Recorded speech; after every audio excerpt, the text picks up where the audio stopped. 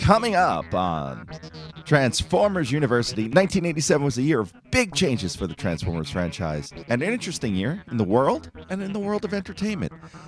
And we'll set the scene for 1987 right now on Transformers University.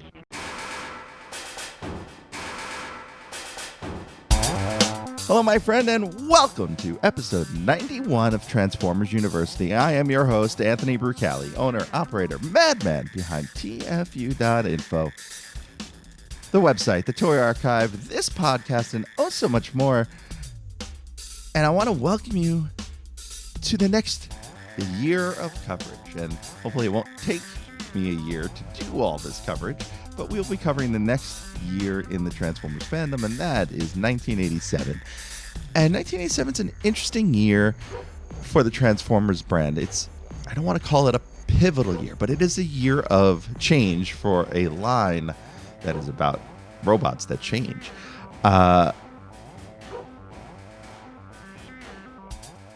It's a year that sees the popularity of the brand really start to drop off in the United States and probably continue a downward slope.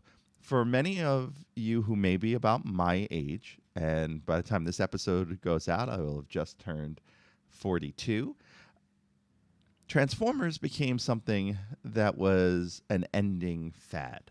I think the movie certainly drove some fans and people away, changing the cast into 86 and into season 3, and then changing time slots also affected that for Transformers. But there's a shift in a lack of new episodes of the cartoon, and there's a shift in how the toys work that may have moved people away further. And it's not to say the toys were bad or good. I will talk about the toy line. I actually really like the 1987 toy line. In a couple of our future episodes, we'll talk about that. But I think for the old school fan, for the first batch of fans, this is their place to jump off. And it was either after the movie or into 1987, especially when the series ends by the end of the year. So we only have 5 episodes of the original U.S. cartoon to cover in 1987. We do have an entirely other series in Japan to cover with Transformers Headmasters, though we won't cover the entire series in 87 because some of it did air in 1988. We will cover a big chunk of it as part of our 1987 coverage. The Marvel comic does get to continue on into 1987. The toy line in Japan continues on in 1987. We have manga to cover. We have some books from Europe to cover. We have a whole bunch of stuff to cover. There will be a good number of episodes to talk about 1987 and the Transformers. But it is important to note that the popularity of the line has probably waned at this point in history. Now, if you're a fan from before 87 and you're not familiar with 87, I really do hope you stick around and ride this out with me. Because this is really the fun part, the discovering the things you don't know. As someone who's been a Transformers fan since I was 6 years old-ish, I would say that this podcast has been a discovery of things I knew nothing about. I think that's part of why I've done it, and I think I've said that many times on here. The Marvel UK comics is something I've never experienced, but also the Japanese series, cartoon series, Headmasters, which we'll get into what that means for the line and everything else as we go on. That series is something I've only seen a handful of episodes of. I've never seen the entire thing. I own it on DVD. I've never watched the DVDs. I've never really had the time to kind of sit with it. But that said, so that's going to be an exciting new discovery for me and hopefully for you. So if you jumped off at 86 as a fan, I really hope you stick around because there is a lot of fun stuff to cover here in 1987. And for you younger fans, there's definitely a lot of fun stuff that echoes throughout the Transformers history that begins in 1987. And for you old school fans who were around, hope you stick around too because we do have a lot of fun stuff to cover and we'll find things that you and I just didn't know about. Now, before we get into the year that was 1987, I need you to listen to this. Hey, want to help out this podcast or the website TFU.INFO? There's a number of ways you can do it. Let me tell you how. You can help us directly by joining our Patreon and enrolling as a student at Transformers University. There, you'll get early access to the podcast as well as exclusive behind-the-scenes peeks and perks for as little as $1 a month. Sign up is quick and easy. Just swing on by to www.patreon.com/TFUINFO. Another way you can help us is by using our Amazon link, www.tfu.info/Amazon. Type that into your browser whenever you want to shop at Amazon, and a portion of what you spend will be contributed back to us. It's that easy. Finally, you don't become the world's longest running transforming toy archive without some help from other fans. We're always on the hunt for photos of figures and accessories we're missing from our pages. If you'd like to contribute, go to tfu.info/help for a list of what we need, or send an email to info@tfu.info. tfu.info, the Alpha Trion and Omega Prime of transforming toys. Now, back to the show.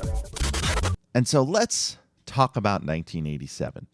Let's start with a little bit of history, right? Some of the more important things that happened in 1987. Canada, our neighbors to the north, introduced the $1 coin called the loonie. The first version of Adobe Photoshop is developed, and United States President Ronald Reagan challenged Soviet Premier Mikhail Gorbachev to do this. Mr. Gorbachev, tear down this wall. Now, people born in 1987 related to the Transformers brand. We have Jared Carmichael, who was in The Last Night, Rosie Huntington-Whiteley, the human-turned-robot weird thing from Dark of the Moon, and Darren Criss, who's the voice actor for the 2015 Robots in Disguise version of Sideswipe, who's probably better known for portraying the killer of Gianni Versace, Andrew Cunanan, in the second season of the TV series American Crime Story. Now, on the flip side, we did not have any Transformers-related deaths to voice actors or any of the folks who worked on the show in 1987, thankfully. But as far as famous passings in the world of entertainment in 1987, two I thought worth noting. One, Ray Bolger, who played the Scarecrow in The Wizard of Oz and was the final surviving main cast member from that film. And a personal favorite of mine, Jackie Gleason, star of The Honeymooners. And the reason I felt like bringing this up here, and it's kind of important, is that Jackie Gleason, known for saying this, "And away we go," was the vocal inspiration for Generation 1 Power Glide. Then away we go. Now, in the world of film, there was a lot of big films released that year. And then big, I mean in like culturally big. Ones that you'll either say you've watched, you've seen, you remember, or have kicked off a franchise that has been kind of perpetual since then.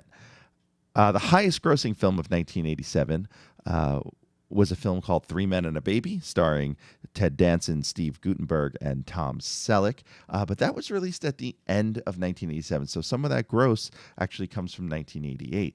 The highest grossing film within the calendar year of 1987 was Beverly Hills Cop, which also featured the song Shakedown by Bob Seger.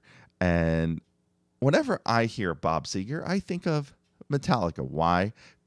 I think of the lyrics to the song Battery off of Master of Puppets. Now, he's not actually in the lyrics of the song Battery, or is he?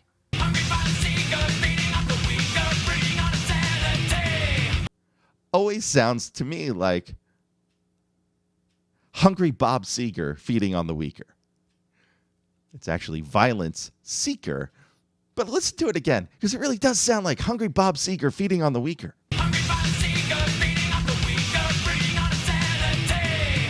And I've officially ruined that song for you for the rest of your life. Now, other films released that year. As I mentioned, franchise films from that year, there were a whole bunch that either started a franchise or were part of another franchise that continued on. We had the first Lethal Weapon film released in 87, Predator, Revenge of the Nerds 2, Nightmare on Elm Street 3, my personal favorite of that series, RoboCop. I mean, you can't even deny there's got to be a small bit of Transformers influence in that film. Police Academy 4, also probably my favorite of the series. Fatal Attraction, highly underrated comedy with Dan Aykroyd and Tom Hanks in the film adaptation of the TV series Dragnet. I will say at least once a year I drop the words The Virgin Connie Swale or Amel Muzz Muzz Amel. Eddie Murphy's Raw was released in 1987. The Running Man with Arnold Schwarzenegger released in 1987. Throw Mama from the Train, Ernest Goes to Camp, Adventures in Babysitting, Superman 4, The Quest for Peace. The only way for me to solve this crisis is to be Superman 4, The Quest for Peace. Another movie to come out in 1987, The Princess Bride, which actually features some Transformers in Fred Savage's room when he is talking to Peter Falk. And I must admit, this is one movie, as of right now, I've never seen. Full Metal Jacket came out in 1987. I probably saw it in that year, and I was probably too young to really have seen that film. And of course, the Mel Brooks classic, Spaceballs, which contains a reference to our robots in disguise. It's not just a spaceship. It's a transformer. Now, while there were franchise films in 1987, some films based off of our favorite franchises from cartoons seeking to hit the big screen, much like Transformers the movie did, either flopped or didn't do all that well. Care Bears Adventure in Wonderland actually did the best of the ones I'm about to mention. They turned a profit of about $1 million. The Garbage Pail Kids, the movie, made about $600,000, but is considered one of the worst films ever made. And 1987 also saw The Masters of the Universe hit the big screen with Dolph Lundgren as He-Man and Frank Langella as Skeletor. That movie bombed big and lost $5 million at the box office. Now, the Academy Awards in 1987 were held in March, so those were for films made in 1986. So the Best Picture and Best Director for the 1987 Academy Awards were Oliver Stone for Platoon, which won Best Picture. Paul Newman won Best Actor for The Color of Money, where he reprised his role as Fast Eddie Nelson from the 1959 film The Hustler. Best Actress went to Marlee Matlin for Children of a Lesser God, and Best Supporting Actor and Supporting Actress went to Michael Caine and Diane West, respectively, both in the film Hannah and Her Sisters. Now, onto the world of television. A couple of big pieces of TV news and shifts in the way TV was done in 1987. First one is Bob Barker goes without dyeing his hair. He goes from having slick black hair to going full-on white hair, comes out to a standing ovation. I know that if you saw the show yesterday, my hair was dark. And I'll tell you, I had a blind date last night. Never again. A fourth network is established in the United States. So at the time, there were 3 national TV networks. There was ABC, NBC, and CBS. And Fox Television debuts in 1987 as the fourth network. And one of the shows that debuts with that in 1987 is a show called The Tracy Ullman Show. It was a variety comedy show, and it featured animated shorts of a family called The Simpsons. Dad? Yeah? What is the mind? Is it just a system of impulses, or is it something tangible? Relax. What is mind? No matter. What is matter? Never mind. Additionally, cable would continue to grow in the United States. A show would debut on the Disney Channel called Good Morning, Miss Bliss. That would eventually become Saved by the Bell on NBC. Full House debuts on ABC. Kirstie Alley joins the cast of Cheers as Rebecca, and Star Trek The Next Generation debuts in syndication. Now, animation in 1987 and kids' TV overall is very interesting. Now, I dug up the schedule, as I like to do for these episodes, of what went on here in New York, where I am from, because it is the number one media market in the United States. And so as New York goes, kind of the rest of the country goes. So on Google, New York Magazine is available. There are scans of pretty much every issue as part of Google Books. And all the TV schedules from that time are in there. So you can kind of just go to the ones for that date and look it up. So as far as Transformers is concerned, there are two very important days in 1987. There is a day in February where season 3 continues for 2 more episodes. And there is a day in November where season 4 debuts. So I dug up what those schedules were for both the morning and the afternoons, because that's when children's programming animation was on during the week. And that's usually where Transformers and a lot of our other favorite shows fit in. And it's kind of interesting to see what shows were where, because it really does explain why I never saw some of these shows until I was an adult, or never really even heard of some of these shows until I was an adult. So the February morning schedule, and we're going to talk about 2 different networks, and these are syndicated networks. So in addition to the 3 and then 4 national networks, every location around the United States had syndicated networks, independent networks that kind of purchased programming to run. And they would also have their own local production, but usually in the mornings or in the afternoons when kids were home from school or about to leave for school, they would run cartoons. So in New York, it was 2 stations. It was WPIX, channel 11, and WNYW, channel 5, which would eventually become the Fox network channel. So at 6:30 in the morning in February, WPIX was running Mask, and Fox would run Centurions against it. Now I know why I never really saw Centurions, because at 6:30 in the morning, even on a school day, I was definitely asleep. 7 a.m., Heathcliff was on WPIX, and Rambo the cartoon was on Fox. At 7:30, it was GoBots on WPIX and Defenders of the Earth on Fox. So even if I was awake, I was probably watching GoBots. 8 a.m., it was Galaxy Rangers up against the Flintstones. And at 8:30, and if you're watching cartoons at 8:30, like me, if I was watching cartoons at 8:30 on a weekday, either I was homesick or I was late for school. And I only had a few blocks to walk to get to school. But at 8:30 on Pix, it was Scooby-Doo, and on WNYW, it was My Little Pony. Now, on to the afternoons. Now, here's the cool thing about this. That means in February and beginning of the year of 1987, Transformers wasn't relegated to the morning, which is great because, like I said, I know a lot of kids didn't know it was on because we all live fairly close to the local elementary school, right? I was probably in 3rd grade, maybe 4th grade at that point. And you saw cartoons either while you were getting ready to go to school or you saw cartoons when you got back home from school. But your commute to school, for the most part, if you had a short one like me, where you could walk to school in 3 or 4 blocks, meant that you were home fairly quickly, number one. But it meant usually you watch cartoons all afternoon while either you're doing your homework or not doing your homework. So the cartoon blocks on both these channels kicked off at 2:30 p.m. I know I got out of school at 3 p.m., so I never saw the 2:30 cartoons. My friends who went to Catholic school in the other direction, they got out at 2:30, so they probably saw a lot more of these shows than I did. 2:30 on WPIX was Super Friends, and on WNYW, it was the Jetsons. 3 p.m.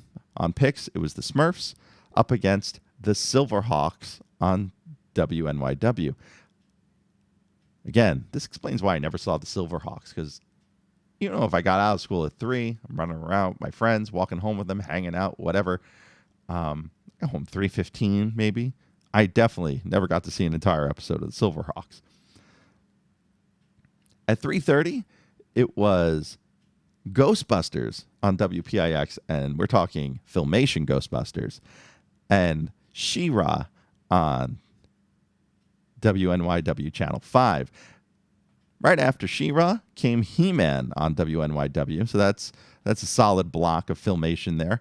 And on the flip side there on WPIX, G.I. Joe was on at 4. Here's the important one. 4:30. WNYW had Thundercats. 4:30 on WPIX was Transformers. So season 3 finally moved to the afternoon, but the kids who probably grew up with it, like myself, were already outside playing for the most part, or not really into it anymore. And that's only if they were showing season 3, because at that point, into February, before the new episodes of season 3 came to wrap it up, the majority of Transformers is seasons 1 and 2. So for me, I always know that I felt like I never really saw season 3. This is part why, because they had so many episodes to run. So if you have 49 episodes in season 2 and 13 episodes in 16 episodes in season 1, so that is 55 episodes plus 5 parts for the movie. That's 60 episodes, and only 24 or 25 or so. No, wait, 20. We did this, right? We just did the last episode, 27, 28. Regardless, let's say it's 28, right? So you have basically 2/3 that are pre-movie and then 1/3 that isn't. I mean, I guess it averages out, right? Chances are you're not seeing a season 3 episode. You got like a 60% shot you're not going to see season 3 in there. So either you're watching an episode you saw already and you're changing the channel and watching Thundercats, or you're going to do something else because it's 4:30 and you haven't done your homework yet and your mom's coming home in an hour and you need to figure your stuff out. Now, moving to the end of the year, the schedule gets a little different. And in fact, it gets different enough where a third network gets involved in the morning schedule. And again, this is important. And the shift in the type of programming is going to be something we need to talk about because this is important too. Okay, so by November, when season 4 of the Transformers cartoon debuts, we'll talk about the mornings on WPIX Channel 11, WNYW Channel 5. We'll also talk about WWOR, which is Channel 9 based out of Secaucus, New Jersey. They all kick off at 6:30 in the morning. Scooby-Doo is on Pix. WNYW has Silverhawks again. Another reason why I never saw it. WWOR has Zoobilee Zoo. At 7 a.m., WNYW has Defenders of the Earth. WWOR has Dinosaurs. And the new season of Transformers debuts on WPIX at 7 a.m. That's tough. That's tough to even know it's going to be on, much less get kids to want to watch it or get out of bed to watch it. That's just, I was never a morning kid. Probably why I know a lot of the Honeymooners, because I stayed up way too late. But that's a tough time slot to have a show be on and be popular. Rounding out the rest of that morning, after Transformers, Gem was on at 7:30 on Channel 5 on WNYW. It was He-Man, and WWOR had The Jetsons. 8 a.m., Pix had the Teddy Ruxpin cartoon. Thundercats was on WNYW, and Bugs Bunny was on WWOR. And finally at 8:30, we had My Little Pony on Fox on the WNYW station, Channel 5. Channel 11 had Spiral Zone following Teddy Ruxpin, and Beverly Hills Teens was on WWOR. Now, the reason I bring a lot of this up in terms of what the programming is, if we look at November versus February, we're seeing a shift away from toy-based cartoons, and not entirely. Both WPIX and WNYW definitely have ones that are both tied to toys and aren't tied to toys.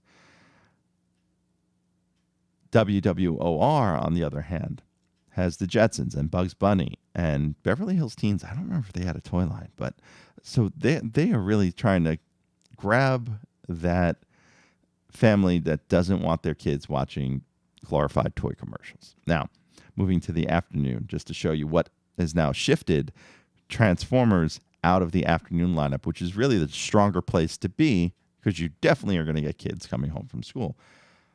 Starting at 2 o'clock, WPIX doesn't have cartoons on, but WNYW has Popeye, and WWOR is not involved in this. They have live programming and reruns of old TV shows.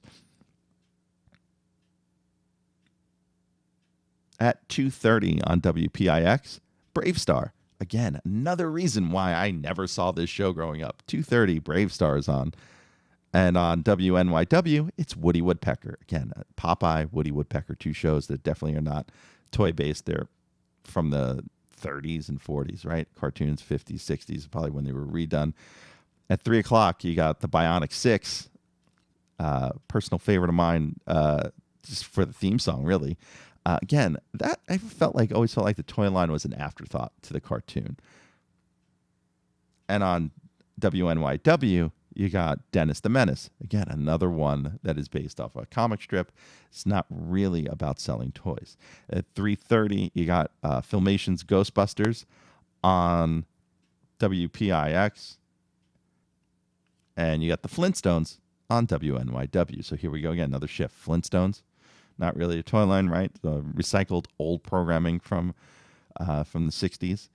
And Real Ghostbusters eventually becomes a toy line, but again, not really necessarily built like a Transformer series. Plus, it's a non-violent show. So you also have a lot of shifts from war shows, in air quotes, to non-war shows, superhero shows, or supernatural shows like the Ghostbusters. At 4 p.m., so after the Filmation Ghostbusters are on WPIX. At 4 p.m., you flip channels over to WNYW, get the Real Ghostbusters based on the film, and on WPIX you would have the Smurfs. Finally, at 4:30, which was the slot Transformers was in before, you have G.I. Joe on WPIX, and you have a new show on WNYW called DuckTales. That's right, DuckTales. Woo! Is on at 4:30. And again, this is a debut in 1987. There's a bunch of shows that debut in 1987. Like I said, the Bionic Six, Brave Stars among those, and DuckTales, a show that is non-violent and a show that is not really meant to promote toys at its outset.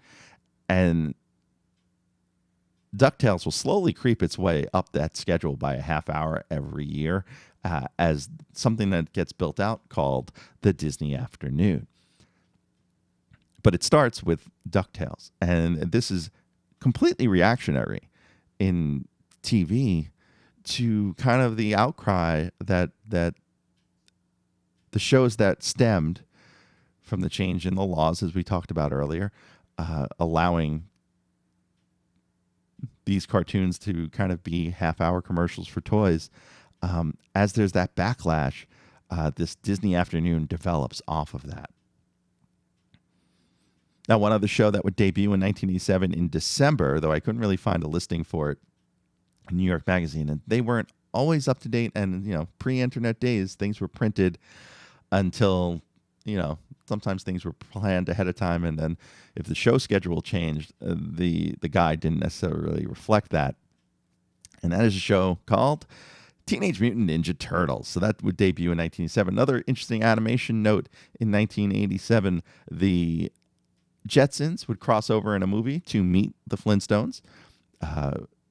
Alf, the animated series, would debut on Saturday mornings. A syndicated show that I've referenced here before called Out of This World would debut, as well as a show called My Two Dads would debut. And one more cartoon that I never saw in 1987 or even after, called Dino Saucers, would make its debut in 1987. Now, shows ending in 1987, Dino Saucers would also end and be canceled in 1987. In addition to, of course, our beloved Transformers. Other shows seeing their final days in 1987, The A-Team, Airwolf, Fraggle Rock, Gimme a Break, My Little Pony, Silver Spoons. My God. I think as toy collectors, we all kind of wanted the Silver Spoons house if we watched that show growing up. Teen Wolf, the cartoon, would end in 1987. However, Teen Wolf 2, the movie, came out in 1987. The Jetsons animated revival would end in 1987, and Pound Puppies would be canceled that year as well. As far as the Emmy Awards for 1987, take home Best Comedy at the Emmys, Golden Girls, and Best Drama, LA Law. Big year for NBC, both of those NBC shows. And Best Actor would go to Michael J. Fox of the NBC show Family Ties. And before he was a movie star, he was a TV star. Bruce Willis would take home the statue for Best Actor for the show Moonlighting. Best Actress would go to Sharon Gless for Drama, and Rue McClanahan of The Golden Girls for Comedy. Now, Best Supporting Actor for Comedy went to John Larroquette for Night Court. And I'm going to digress here just for a little because I love Night Court. And you probably know this because I try to make a Night Court reference in every Meet the Cast episode we do, if I can. And the season 4, which ends in 1980, starts in 86 and ends in 1987, features two of the best Night Court episodes. One being A Day in the Life, which features the cast of the Night Court having a huge docket of cases that would break a record, but they have to finish it by midnight. And this is one of the performances by John Larroquette that just shows off his skills and chops as an actor, where they have one case left and less than a minute and a lot to read. Last case, felony drug driving, sir. Felony? All we gotta do is turn that over to the grand jury. We could still make it. I'm afraid not, Your Honor. My client refuses to waive the reading of the information. You what? We never do that. But the formal charge goes on and on and on. Unfortunately, word got out that anyone not arraigned before midnight was set free. Oh, we were so close. Oh, well, that's it. We're finished. No, we're not. Not as long as I got a chance to sleep with Matilda the Hun, we're not. Hold on. Count one. The other side declaring complaint states without prejudice that he's informed police want such information. Declares police that upon 11/1986 and above the judicial city of New York State, New York is crime of violation of 23152 of the New York Vehicle Code misdemeanor defendant did willfully and unlawfully while in the influence of alcoholic beverage or drive a vehicle. Count two. Further, the separate complaint being different causes, same class defendant to connect with the commissioner. They set forth the count declared complaint to stand forth if information believes that the information and belief and stating that in the state and the judicial city of New York, the state of New York in violation of 23152 of the Vehicle Code of misdemeanor was committed defendant willfully and unlawfully while 1.0% or more weight of alcohol did drive a vehicle. The end.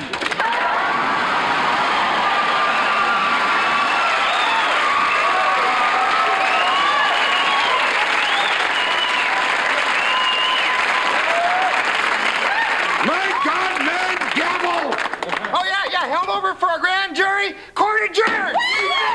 Now, the other thing I like to mention of 1987, there's an amazing episode from that year called Christine's Friend, which features future Transformers voice Marky Post and her friend from college, who both Judge Harry Stone, played by the late Harry Anderson, and Dan Fielding, played by John Larroquette, both want to seek a romantic relationship with.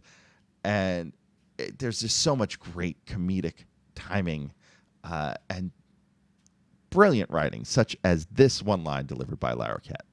So the doctor says, oh, there's my thermometer, so where did I leave my pen?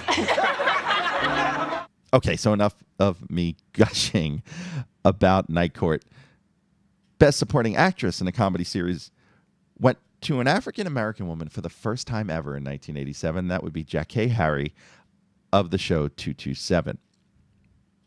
Best Supporting Actor in a Drama went to John Hillerman of Magnum P.I., and Best Supporting Actress in a Drama went to Bonnie Bartlett of St. Elsewhere. Onto the world of sports. In Major League Baseball, the Twins defeated the Cardinals in the World Series in 7 games. The Oilers beat the Flyers for the Stanley Cup. The Lakers beat the Celtics in the NBA Finals. Indiana took home the NCAA Basketball March Madness Tournament. And in the NFL, the New York Giants went to the Super Bowl. We are the New York Giants. Don't you know we're great? Football is our business. That's what you know we can't wait. And defeated the Denver Broncos in Super Bowl 21.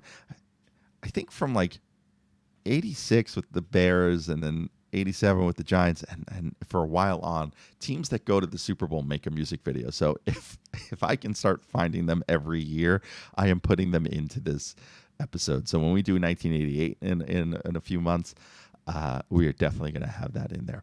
But the Giants in 1987, late 86 into 87, they're an interesting team because they're the first team to dump the Gatorade cooler on their coach, Bill Parcells, and do it all season. And Giants quarterback Phil Simms was the first player to do this. Phil Simms, you just won the Super Bowl. What are you doing next? I'm going to go to Disney World. That's right. The I'm Going to Disney World commercial originated in Super Bowl 21 in 1987. In the world of boxing, Sugar Ray Leonard took on Marvelous Marvin Hagler for the middleweight title. A very famous fight. You can actually watch the whole thing on YouTube. And Mike Tyson added the WBA heavyweight title to his WBC belt.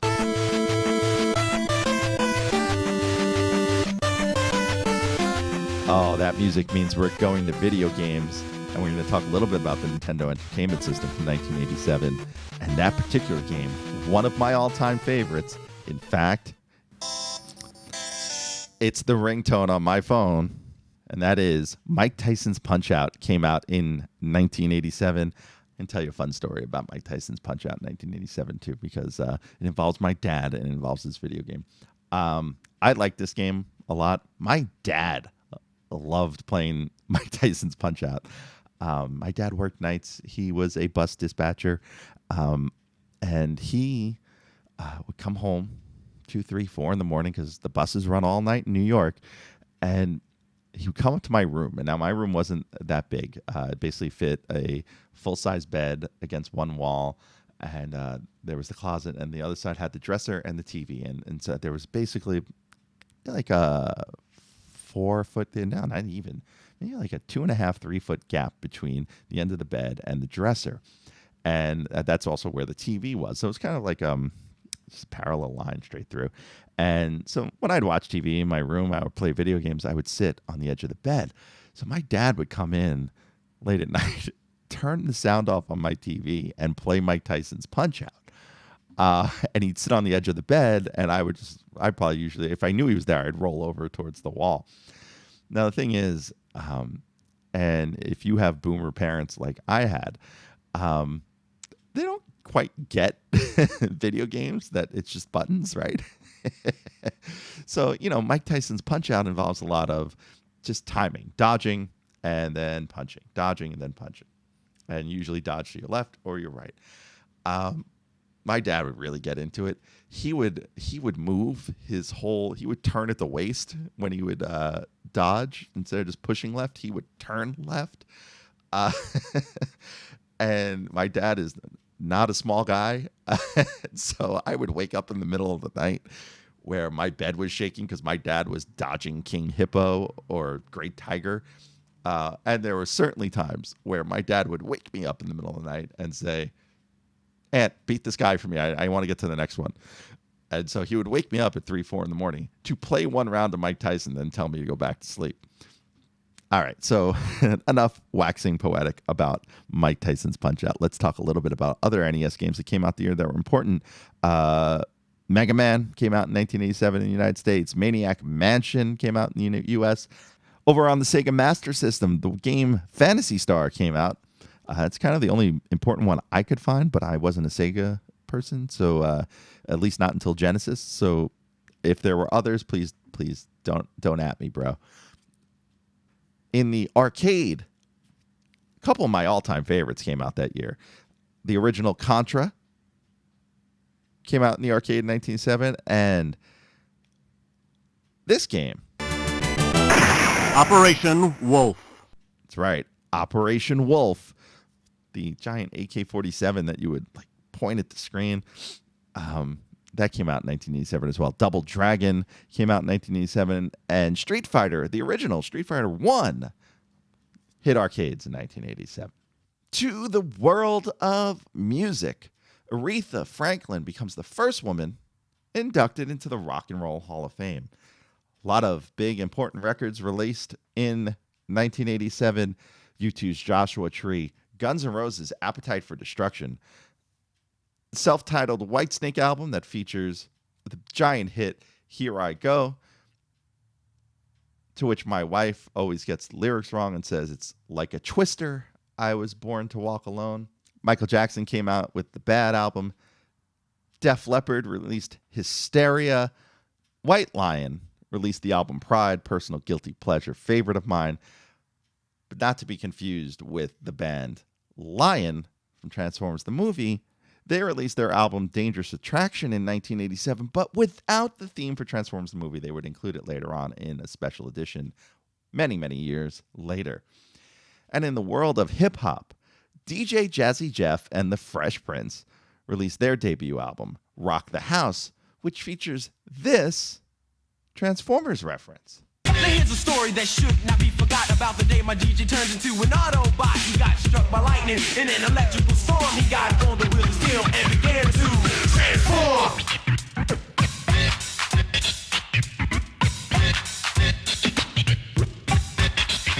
At the Grammys, again, 1987 for albums released in 1986. Paul Simon took home Album of the Year for Graceland, and Song of the Year went to Dionne Warwick and Company for That's What Friends Are For.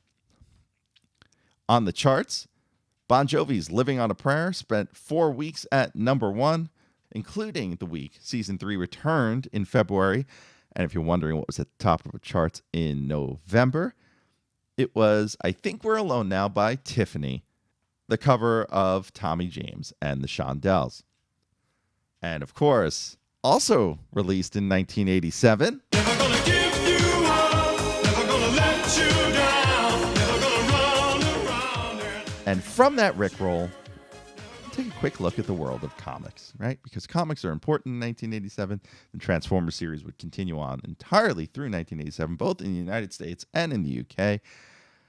Elsewhere at Marvel, Peter Parker and Mary Jane would get married. That would be written by editor-in-chief Jim Shooter, who would also get fired from Marvel that April. And that's something we'll discuss when we get to it in the comics episodes. But that's a big pivot. And Jim Shooter is one of the creative minds behind the birth of the Transformers, and he is going to be let go by Marvel in 1987. DC, picking up from the results of Crisis on Infinite Earths, reboots Superman, Flash, and Wonder Woman. The first annual Dragon Con is held in Atlanta. In the Teenage Mutant Ninja Turtles comic, Leatherhead makes his first appearance, and in Uncanny X-Men 221, the villain by the name of Mr. Sinister is unveiled. Thanks for listening to the show. Stick around to hear what's coming up next episode, but first, I want to fill you in on a few ways you can stay in touch with the show. Want to be on the show? Leave us a voicemail at 702-763-4838. That's 702-POD-4TFU. Or send an email to info@TFU.info.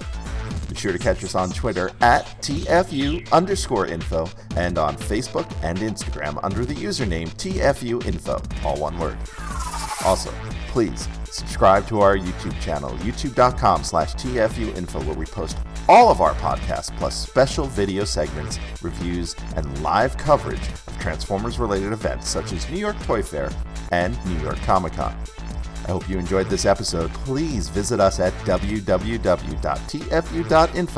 the world's longest-running transforming toy archive. And there you have it, folks. 1987 and the world in entertainment as it was. And we're going to have a lot to talk about in the coming episodes. I'm looking at my episode plan for all of 1987. We've got a good number of episodes. Of course, we've got the Headmasters cartoon in Japan. We've got the rest of Season 3 and all of Season 4 in the United States. We've got a full run of Marvel and UK comics. Of course, we've got our our toy look-backs at the Autobots, Decepticons, Japan, the Mailaways, Stars, Canada, Mexico. Everything we can try to talk about with the toys, we will touch on. We've got manga to cover. We've got Lady Bird books to cover. We've got the By the Numbers. We've got the Meet the Cast of Season 4. There's so much great stuff coming up in 1987. I don't want to give it all away, but we will take you all through it right here on Transformers University. So if you've made it this far, 91 episodes, thank you so much for being around. Thank you for being part of the Patreon, engaging with me on social media, whatever it is. I love that you're here. I hope, in this crazy year that is 2020, I hope that this show, at the very least, takes your mind off of the world outside for a little bit and just gives you a little peace and a little bit of calm. Next episode, we're going to kick it off with the toy line from 1987. Not the entire toy line. We're going to talk about the Autobot toys from 1987 in episode 92. This has been episode 91 of Transformers University. I am your host, Anthony Brucali, owner, operator, madman behind TFU.INFO. Till next time, see ya.